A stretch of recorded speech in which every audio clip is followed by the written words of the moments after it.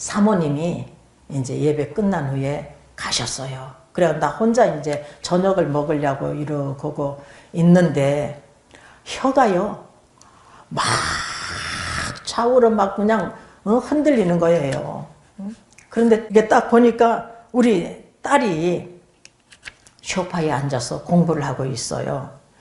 그래서 안 되겠다 싶어가지고 부엌에 있는 방으로 아줌마 방으로 탁 들어가가지고서 있는데 또 손을 이렇게 올려요. 나는 이렇게 손을 올려서 기도하는 사람들을 보면은요, 제가 믿음이 형편없는 자가 은혜 받았잖아요. 근데 그 은혜 받기 전에는 이 손을 올리고 기도하면 아이고 미치게도 믿는다, 점잖하게 믿어야지 하면서 그랬거든요. 근데 이렇게 다 손을 올리게 하시더라고요. 그런데 무슨 기도를 하느냐면은 이 어리석은 백성들을 용서하여 주시옵소서.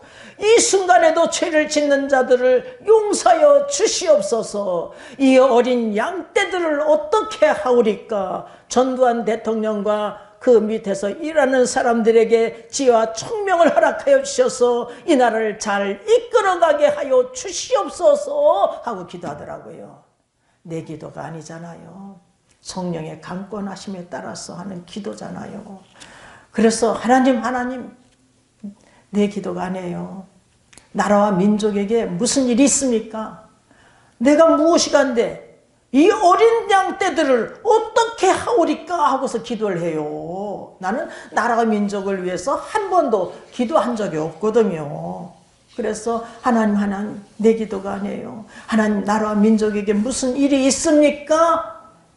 계시를 허락하여 주시옵소서 했더니 하나님께서 전쟁이 일어나는 계시를 주셨어요.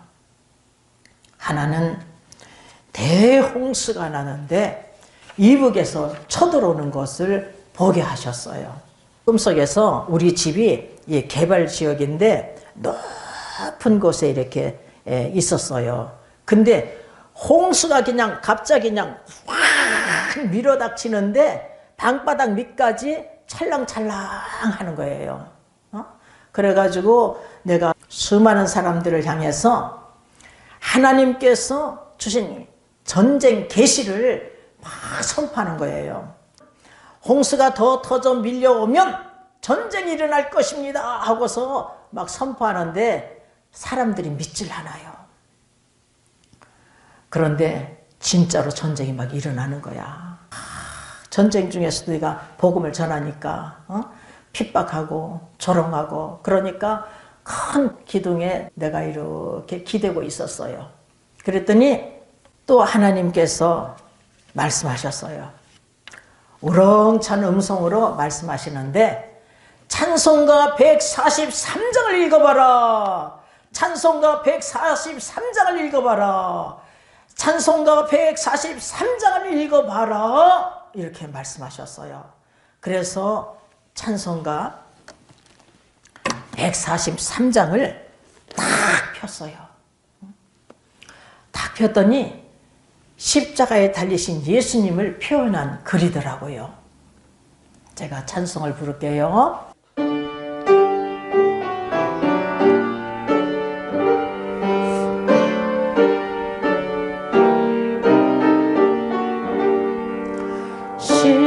십자가에 달리신 고난의 주 봅니다. 어두운 그늘 덮여도 우리 위해 참으신 그 당하신 고통을 어느 누가 알리요. 고통스러운 긴 시간 인류에 제치시고 하나님의 어린 양 죽으시기까지도 악의 힘과 싸우며 홀로 견디셨도다. 어찌여 어찌해 날 버리시나이까.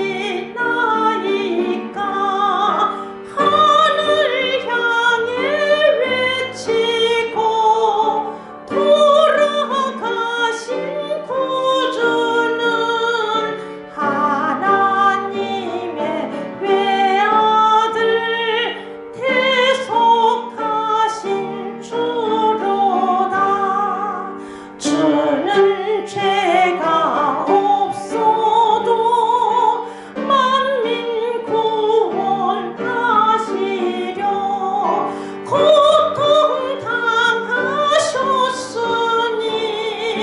주여 심한 고통이 나의 영혼 덮을 때 주를 보게 하옵소서.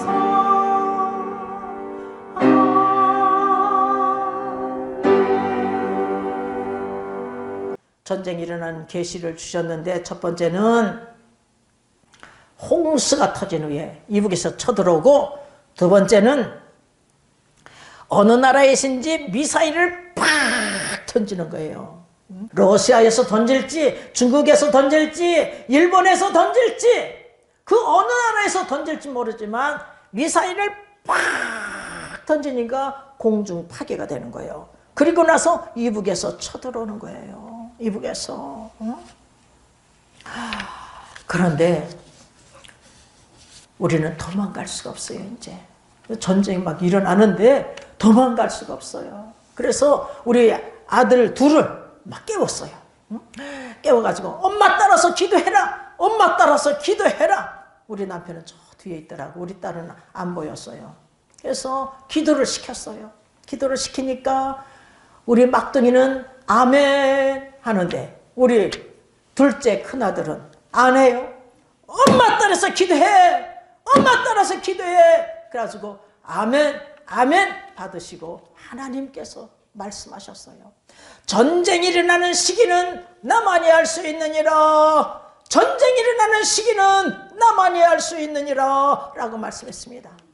그날과 그때는 하늘의 천사들도 아들도 모르고 아버지만 아신다고 말씀하셨어요. 예수님께서 말씀하셨습니다. 마가복음 13장 32절에서 말씀하고 계셔요. 그리고 사도행전 1장 7절에서 보면 때와 기한은 아버지께서 자기의 고난에 두셨으니 너희 알 바 아니요 이렇게 말씀하고 계셔요. 때와 기한은 아버지의 고난이 있는 거예요. 아버지 고난. 우리는 같은 민족끼리 싸워서 못하겠습니까? 그러니까 우리가 전쟁이 일어나지 않기 위해서 기도해야 될 줄 믿습니다. 그리스도 안에서 복음 안에서 성령 안에서만이 하나 될 수가 있고 우리가 통일되는 역사가 일어나는 것입니다. 우리는 끊임없이 기도해야 돼요. 전쟁이 일어날 때가 혹시, 이건 혹시예요. 예수님 재림할 때가 아닌가? 어떤 때는 이런 생각도 해봐요. 이건 내 생각이고 하나님께서요 지금이라도 당장 예수님을 보내시면 말이에요 우리 가운데도 천국까지 못할 자들이 있어요. 응? 그렇기 때문에 참는 거예요. 오래 참고 기다리시는 게 우리 하나님께서 오래 참고 창세전에 그리스도 안에서 택함받은 자녀들 한 사람이라도 아무도 멸망치 않고 다 구원에 이르기 위해서 우리 하나님께서 오래 참고 기다리시는 거예요. 베드로후서 3장 9절을 보면 오직 너희를 대하여 오래 참으사 아무도 멸망치 않고 다 회개하기에 이르기를 원하시느니라 이렇게 말씀하고 계세요. 여러분 아무도라는 것은 이 세상 사람 다가 아니에요. 창세전에 그리스도 안에서 택함받은 하나님의 자녀들이 모르잖아요. 성령을 선물로 받기 이전에는 모르잖아요.